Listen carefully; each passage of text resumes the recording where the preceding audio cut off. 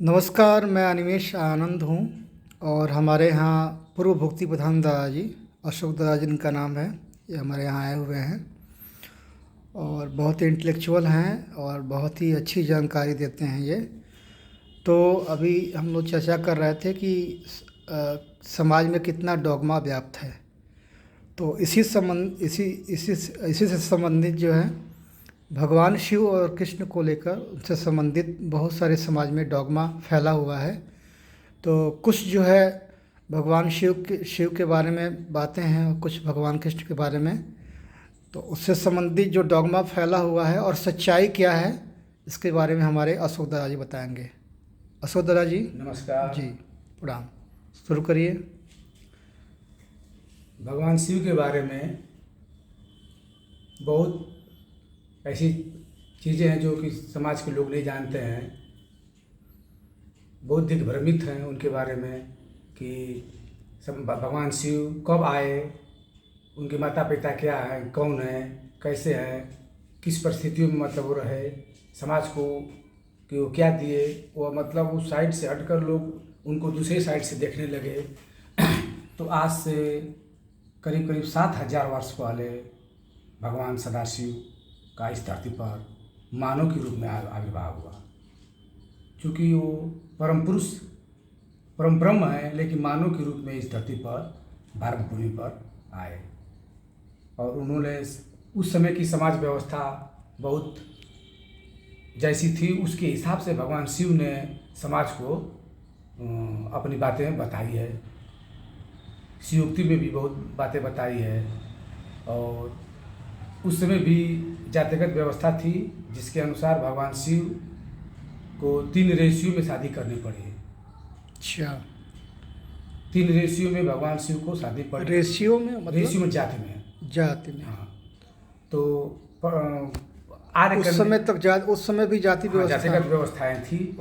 आर्य कन्या पार्वती, क्योंकि शिव अनार्य थे। आर्य कन्या, आर्य और अनार्यों में घोर संघर्ष चलता था उस समय। भीषण संघर्ष चलता था। गोत्र माने पहाड़ को लोग गोत्र बोलते हैं। आर्य और अनार्य, आर्य का क्या मतलब एक विचारधारा था उस समय, अनार्य का? आर्य मध्य एशिया, आर्य रसिया के उत्तरी दक्षिण साइड से उज्बेकिस्तान कजाकिस्तान के एरिया में रहते थे, जो बहुत गोरे गोरे लंबे लंबे होते थे। वे लोग पूरी दुनिया में फैल गए थे। अच्छा। और जब भारत में आए, उससे बहुत पहले आर्य भारत में आ चुके थे, आ रहे थे और आने की प्रस्तुति में थे। उसी काल में सदाशिव का काल था जब भारत में आए आर्य। तो यहाँ के लोगों को देखे हुए थोड़ा, यहाँ के लोग अनार्य थे, मतलब थोड़ा रंग उन लोगों का जो है कि गर्मी की वजह से वातावरण के अनुसार जो है कि थोड़ा रंग सांवला था, काला था, कुछ गोरे भी थे। तो इन लोगों को वो सब अनार्य कहने लगे, अब अपने को बहुत अच्छा समझने लगे। तो उसी परिस्थिति में भगवान शिव का जन्म हुआ है। तो भगवान शिव ने उन सबों से, आर्य और अनार्य से हमेशा संघर्ष चलता रहता था। उसी संघर्ष को समाप्त करने के लिए भगवान शिव ने आर्य कन्या पार्वती से शादी किया, जो राजा दक्ष की कन्या थी।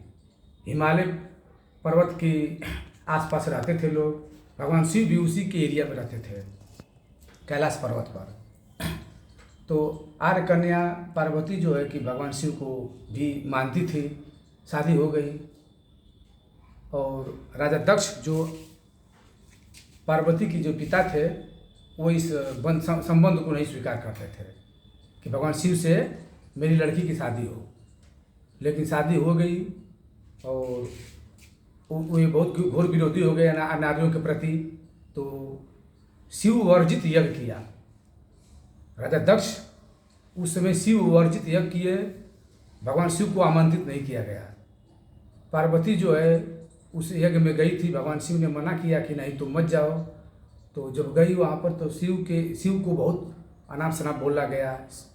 जो राजा दक्ष के जो अनुयायी थे वो लोग बहुत गलत बोले, शिव को बहुत अपमानित किया, जो पार्वती को सहन नहीं हुआ।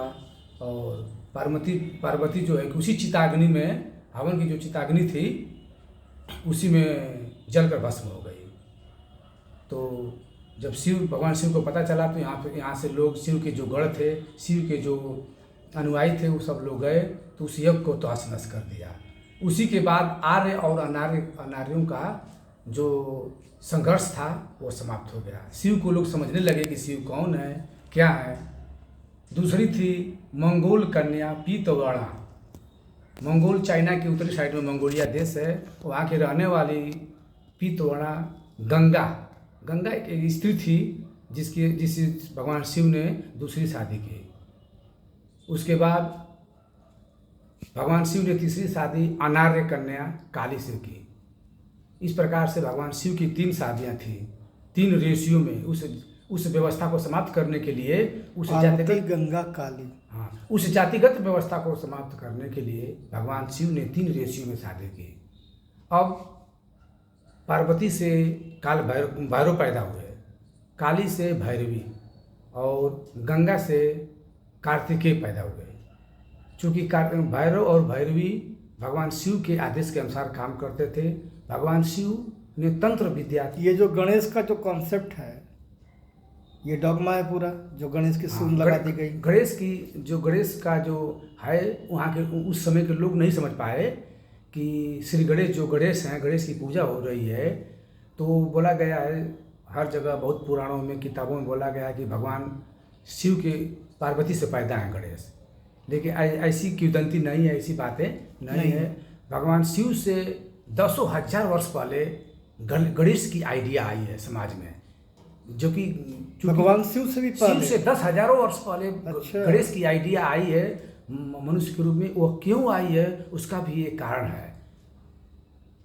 इसलिए कि वो प्राचीन समय में, आज से 15,000 वर्ष पहले, गोत्र का अर्थ होता है पहाड़। उस समय गोत्र का अर्थ होता है पहाड़। हर एक पहाड़ पर एक ऋषि, नेता के रूप में ऋषि निवास करते थे। तो उसे कहा जाता था कश्यप गोत्र, भारद्वाज गोत्र, अत्रि गोत्र, अलग अलग गोत्र थे। और उन 2 गोत्रों में हर गोत्र में एक पहाड़ से दूसरे पहाड़ की जनगोष्ठियों में संघर्ष होता था।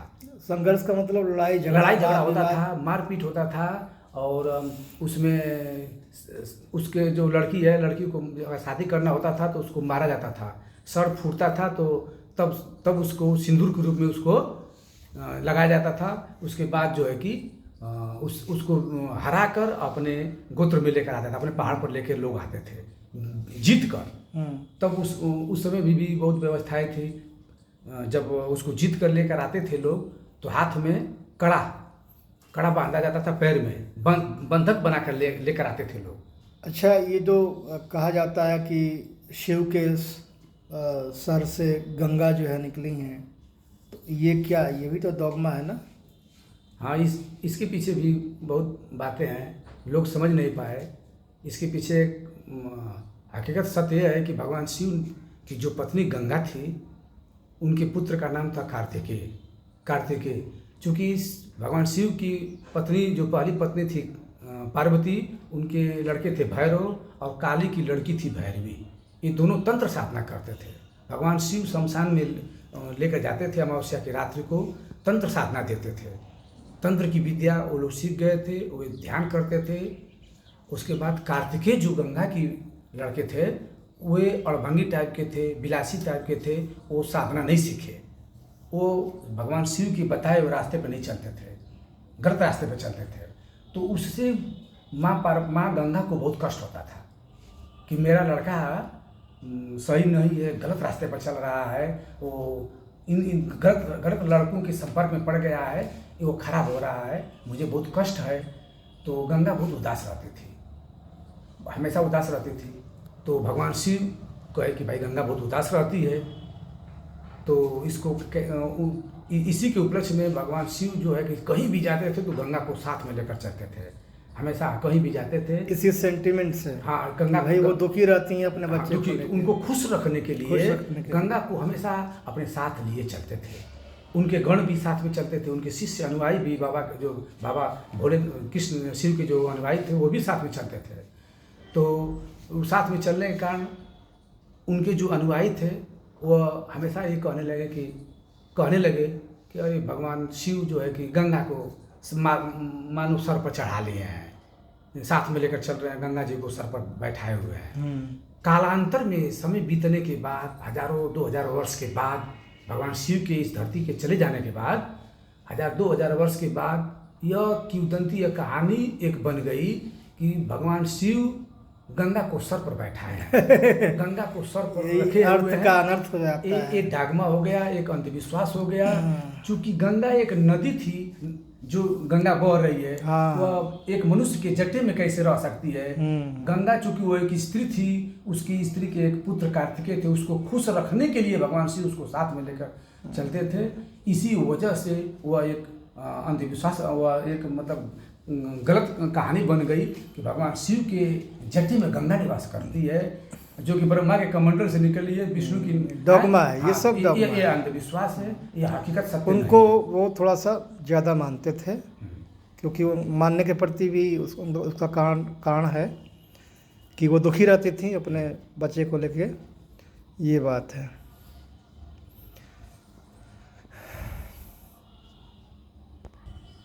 तो ये हमारे अशोक दादा जी ने भगवान शिव के बारे में और उनसे संबंधित जो डॉगमा है हम लोग चर्चा किए। तो बहुत बहुत धन्यवाद दादा जी का। सबको नमस्कार।